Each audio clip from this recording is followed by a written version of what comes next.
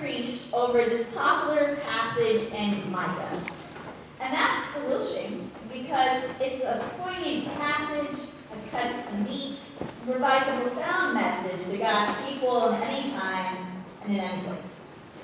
For many Bible followers and readers, if asked to name a scripture verse that comes from one of the prophets, it would be this Micah 6:8 verse. What does the Lord require of you? To justice, love kindness, and to walk humbly with your God. Many people who seek to follow Christ know this verse so very well. However, knowing and reciting this verse does not mean that the actions described in it are being lived out. Within the realm of the Old Testament, Micah is classified as a minor prophet, because his work is not as extensive as Isaiah or Jeremiah, but his prophecies are just as important. Like many prophets, Micah was conveying a message to a people who weren't doing what they were supposed to. They were concentrating on lesser things and not God's ways. They were pouring their energy and drawing their attention to things that did not really matter. They were bogged down by the details of following God and not concentrating on the big picture of what it means to follow God. It both surprises me and doesn't that although the words of the Bible were penned to paper so very long ago, the emotions and life events are very similar to what we experience in today's society. In our scripture, we are presented with an imaginary court scene where God is questioning the Jews on why they take offense at him. And he's wondering if they really have a legitimate reason for the complaints that they are throwing against him. Now, my gut reaction is that in the process of questioning the Jews, God is ridiculing them, or trying to assert God's power over them. But maybe, perhaps, since God is an intimate, relational, and has a strong bond with his people, he wants to know if he really has done something to upset them. But really, we don't know the tone that lies behind God's request via the words in our scripture. But nevertheless, the question remains, and it needs to be answered. But before God gives them a moment to answer, he accounts of various ways that he has delivered, and he has provided for his people, such as bringing them out of slavery in Egypt and saving them from their enemies and from possible disaster time and time again. Basically, God is defending his case that God is a good and fair and present God. And in fact, God rests his case with the accounts of his saving acts. And those acts serve as his primary and only form of evidence. Basically, they should speak for themselves and leave nothing to question. And when the Jewish people have a chance to plead their case, well, they freeze them. And they don't answer God. And their silence is very telling. They don't admit to any guilt of wrongdoing or false accusations against God, nor do they ask God for forgiveness for what they have said that has been found to be not true. Instead, they want an easy out. They want to know what they need to do in order to fix the situation between them and God. They want to know what to do to make it right.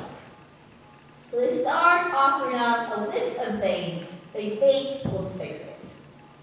God, do we need to sing your praises? Do we need to bow down to you? Do we need to present you a burnt offering of a year-old calf?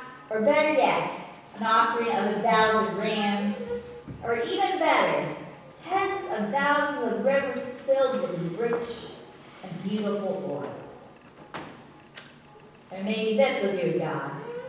Do we need to offer our firstborn to you to right that which is wrong? Now, each of these requests one-ups the previous one to the point that it gets more than a bit extravagant and ridiculous and ludicrous. Would the Israelites really have offered up their firstborn son if that is what God desired out of them? The Israelites were bargaining with God in the same manner that sometimes we barter with God, in that if God does a certain thing for us, then we'll go to church more, we'll pray more, we'll help more people in the world. However, God really wants none of what the Israelites were offering to give him. Because that kind of offering really means nothing to God. All that God requires out of them is to do justice, love kindness, and to walk humbly with God. They just need to do that, and all will be right. God doesn't require anything else out of them. And that's the heart of the issue that the Israelites were dealing with in regard to God.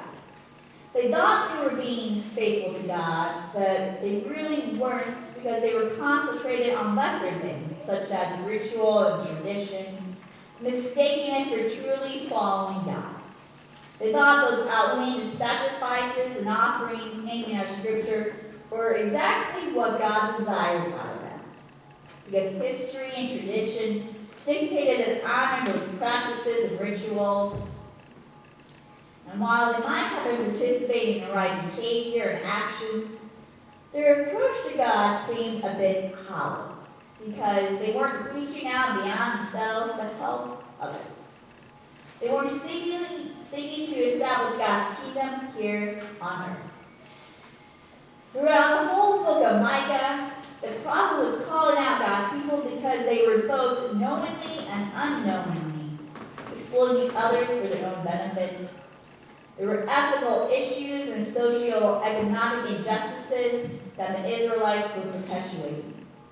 In addition, there was plenty of opportunity to dismantle the inequalities that surrounded them and the rest of God's people, but they chose not to. They thought they were following God so closely, but they were far from the core of what it meant and what it still means to truly and completely follow God.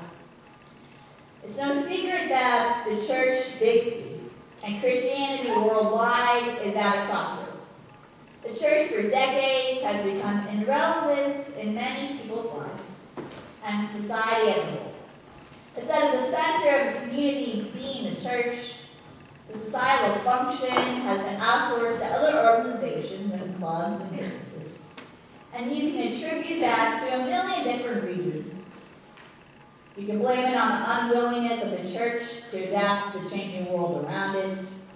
Or you can blame it on American society slowly straying away from its original Christian roots.